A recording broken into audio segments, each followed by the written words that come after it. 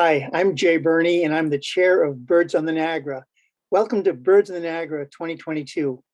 This has been an exciting year in a lot of ways. It's been a weird year in a lot of ways. For the second year in a row, we've been impacted by COVID. We've had to change a lot of our plans. We're doing a lot of virtual programming this year. We have some great programming. We're also doing some walks and some hikes and some workshops outdoors and in person. The virtual programs, you're all welcome to see. We hope that next year we'll be in person again. Meanwhile, COVID continues to impact us. We could use your help. If you'd like to donate to Birds of the Niagara, you can go to our homepage, our website, and donate. And that's birdsoftheniagara.org. I want to start by thanking all of the people and the organizations that have been involved with helping us this year. We have a lot of partners on both sides of the border, and that's one of the things that makes us really unique. We're an international bird festival, probably the only one in North America, at least the only one we know about. All the partners that you see here, Buffalo Audubon, Birds Canada, Niagara River Greenway, Swarovski Optic, Niagara Falls National Heritage Area, TD Friends of the Environment Foundation, all the other logos on this page, and so many others that you can find on our website. So I want to jump right into our program.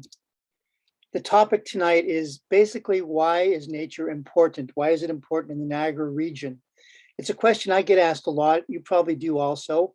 And there's a relatively simple answer, although there's lots of complexities and nuances. But basically, nature is important because nature is what sustains us as a species and as a planet. Earth is a rare paradise. That's a theme I often use when I'm talking to people. We're the only one that we know of in the universe. There may be others, but we're the only one that we know of that has biological life. That's important. Nature gives us everything. Nature equals biodiversity. Nature is biodiversity. Nature's gifts. Nature gives us life. It gives us all of life. It gives me life. It gives you life. It gives us our bodies. It gives us our minds. It gives us the lives of our families and our friends and our colleagues. And it gives us clean air to breathe. And it gives us clean water to drink. Nature gives us wildlife like birds and butterflies and bees and fish. Nature gives us plants, trees, flowers, algae, plankton. Nature gives us forests and fields and lakes and wetlands and rivers. Nature gives us the ability to think and to act. Nature gives us emotions like love, perceptions like beauty, the ability to act, to react, to teach, and to learn. Most importantly, nature gives us the opportunity to have a future. Nature sustains us. Nature, biodiversity equals life. Nature is us. Nature is our future. Nature really matters. Now, there's a lot of problems with nature. You've probably seen this slide, heard this story. We've lost a lot of birds since 1970. There's almost 3 billion birds less on the planet now than there were in 1970. There's a calamity going on. There's a crash of nature. There's a crash of biodiversity. Birds are easy to identify as victims of that crash.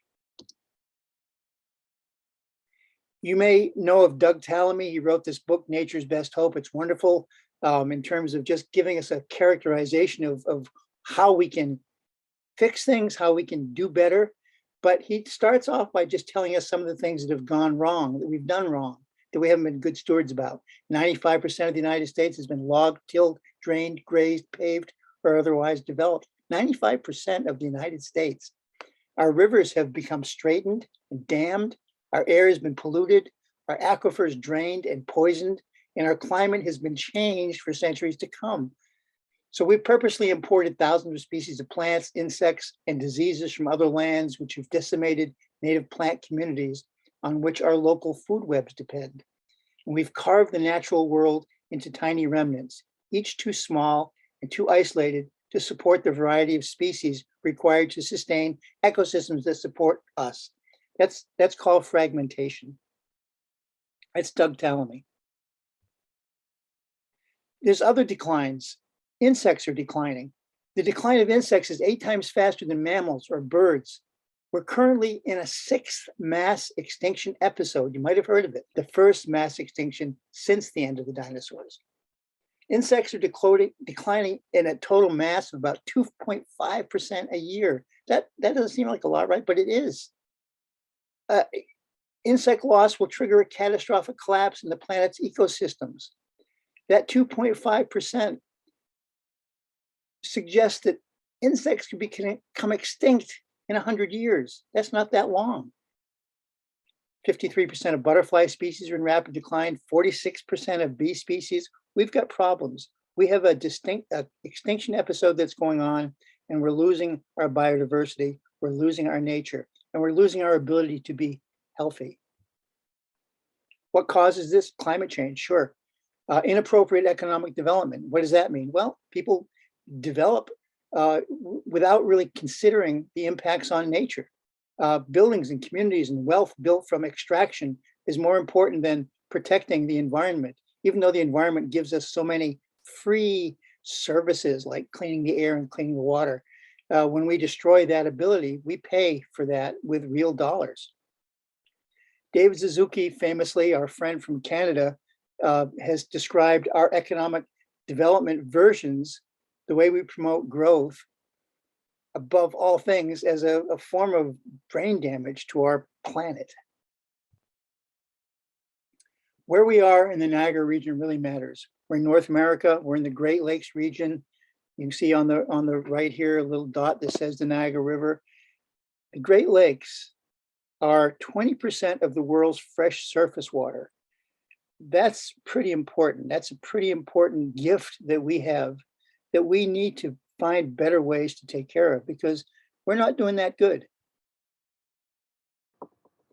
So just to review where we are: planet Earth, the rare paradise, the Great Lakes region of North America, and that little red line shows basically the Niagara River corridor, also known as the Niagara River Globally Significant Important Bird Area.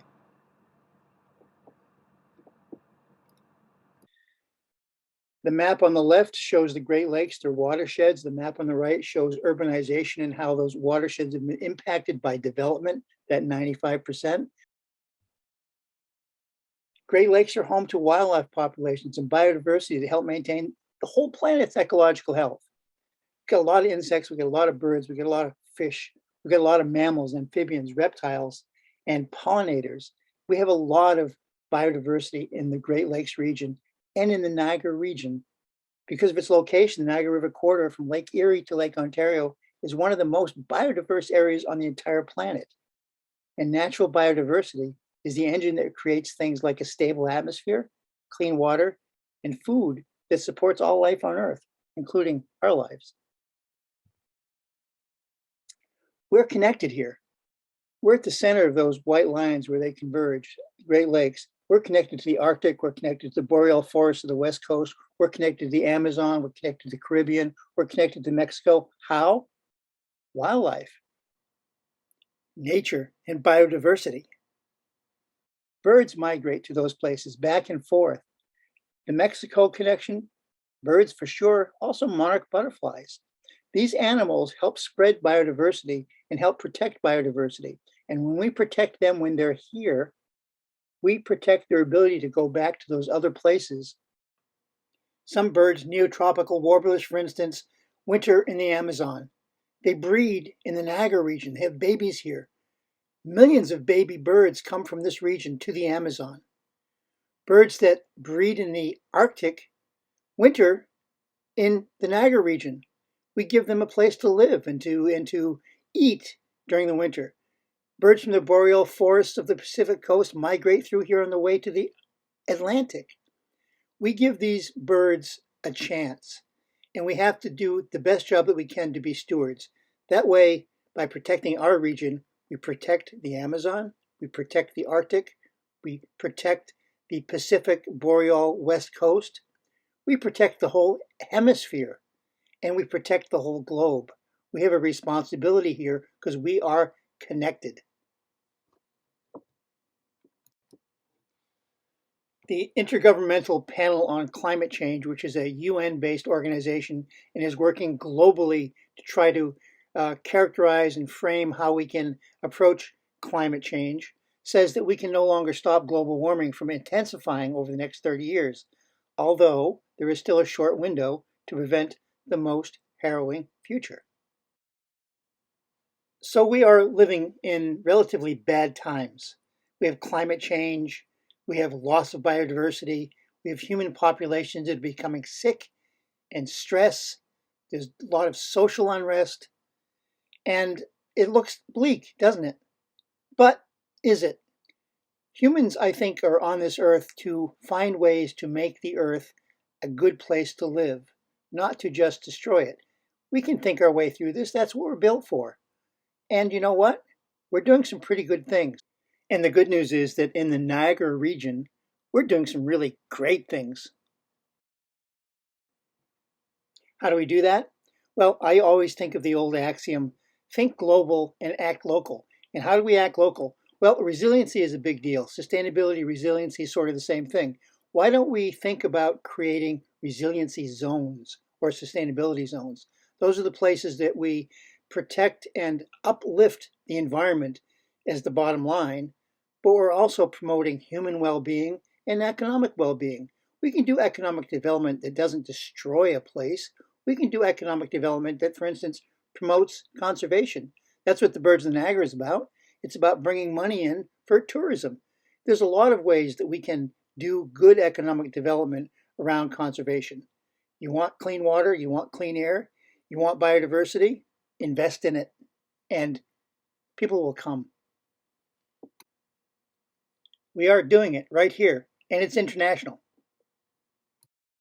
Niagara River Corridor, globally significant important bird area. You've probably heard that a lot. What is that?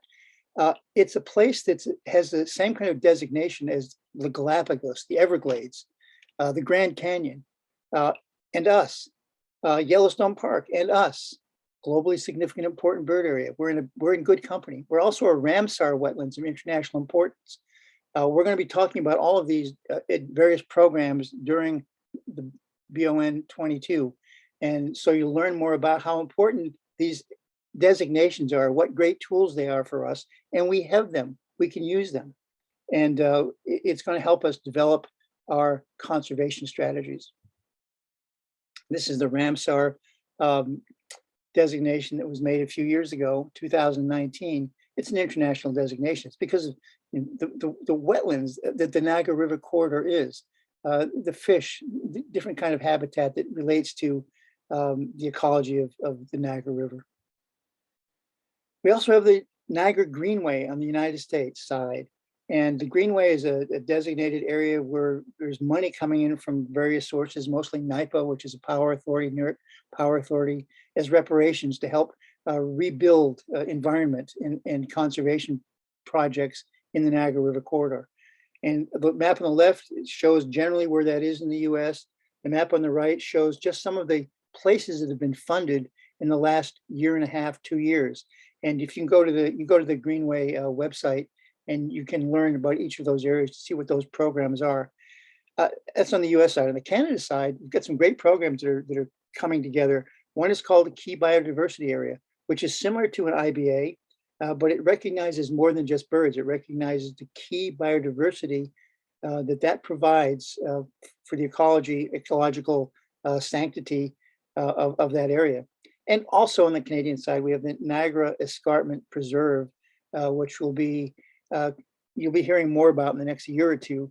But that's basically an escarpment that runs from New York all the way to Wisconsin and beyond. And it goes right through the Niagara River. If you look on the map to the left, there's a slight green wave that goes across the river, and that's the Niagara Escarpment. We don't do much recognition of it on this side, the United States side. We're trying to do more. We have some organizations like the West New York Land Conservancy that's trying to protect some land there. But on the Canada side, they're very advanced, and they're doing a lot of work to make it's a United Nations biosphere reserve. So why do we continue to make decisions that aren't necessarily as good as they could be? We have climate change. We have historic high water levels in the lake many times in the last couple of years. We've had increasingly potent storms. We've had big seiches, and it's done a lot of damage. And these photographs are from Buffalo's outer harbor. Uh, we've had 5 or 6 really big bad seiches that have hit the shorelines on both sides of the river in the last couple of years, done a lot of damage. And so, how are we reacting to that? Are we trying to create a resilient zone in Buffalo's outer harbor, make our shorelines more resilient? We have a lot of work to do. We have good opportunities, we have good tools, but we still make bad decisions. Remember that these designations of the IBA and the Ramsar, besides the fact that they recognize precious biodiversity, they also recognize that there are threats, and those threats come from us. All along our waterfronts, all over the Great Lakes, we keep hearing about plans for development, shoreline development. And frankly, there aren't a lot of places left along our shorelines in the Great Lakes, in the Niagara region.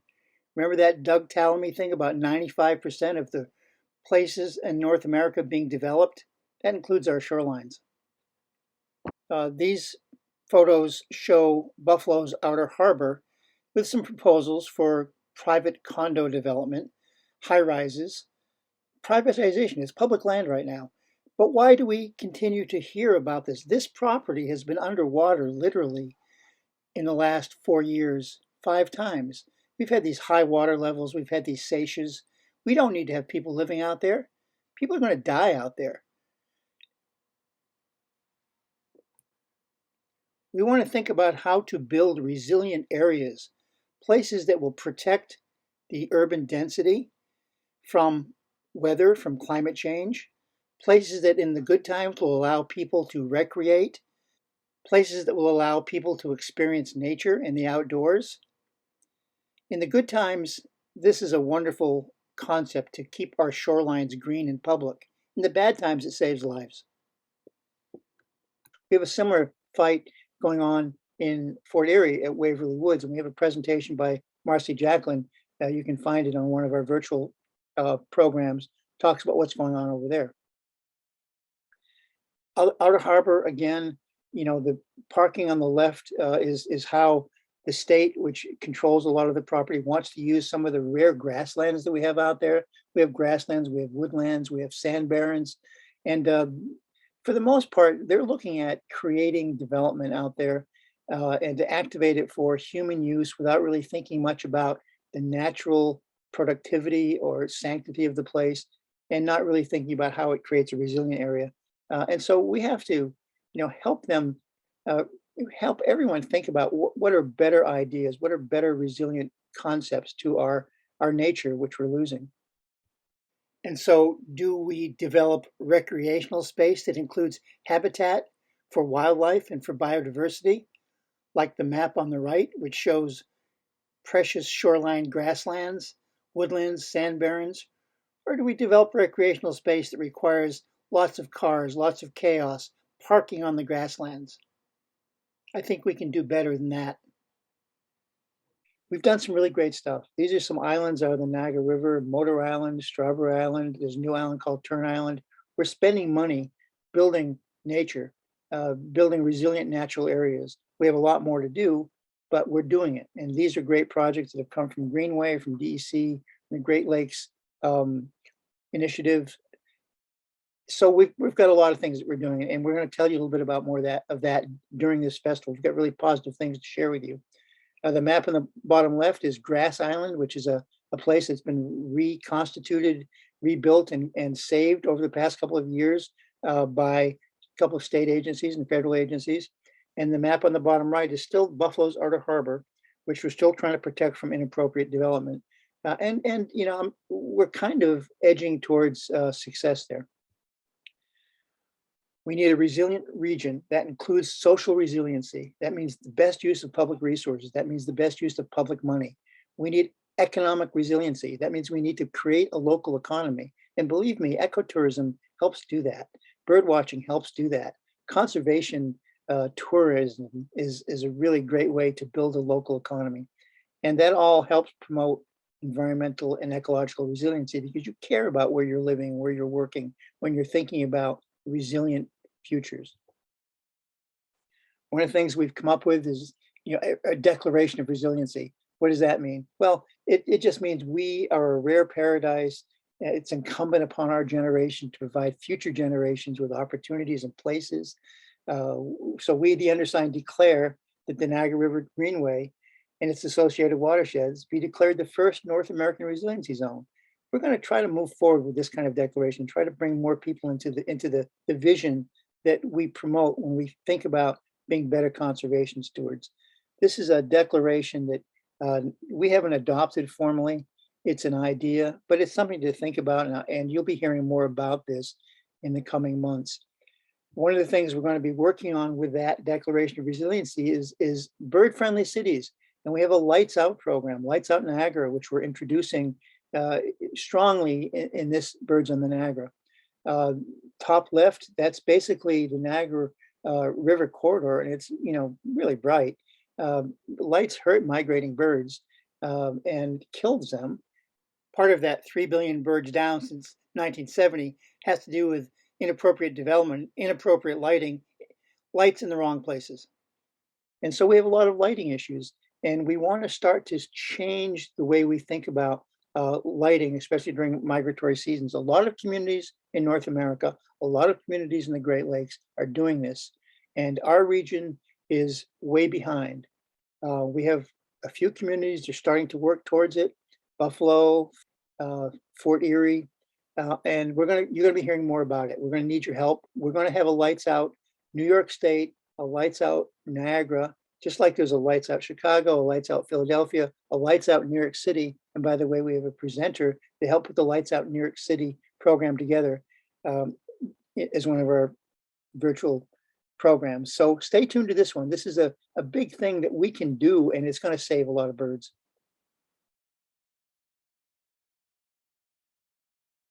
And so we've done a lot of work. Birds in Niagara is part of that work. We like to educate folks, engage folks, teach folks, learn from people. And we're glad to be with you today to talk about this stuff. Lights Out Niagara, and it's this is Times Beach Nature Preserve in downtown Buffalo, which is a very fragile place in terms of migrating birds, and we have some issues with lights down there. But I want to say that I'm going to show you some videos that I've put together over the past couple of years of some of the really beautiful birds that we have here, and we have a lot of them. And just leave you on a positive note. I want you to enjoy and know why we're concerned about birds and what those birds are. So thanks for listening to me. And we've got about 10 minutes of relative beauty coming up here. Thanks for coming to Birds in the Niagara, and hope to see you in person soon and here again next year.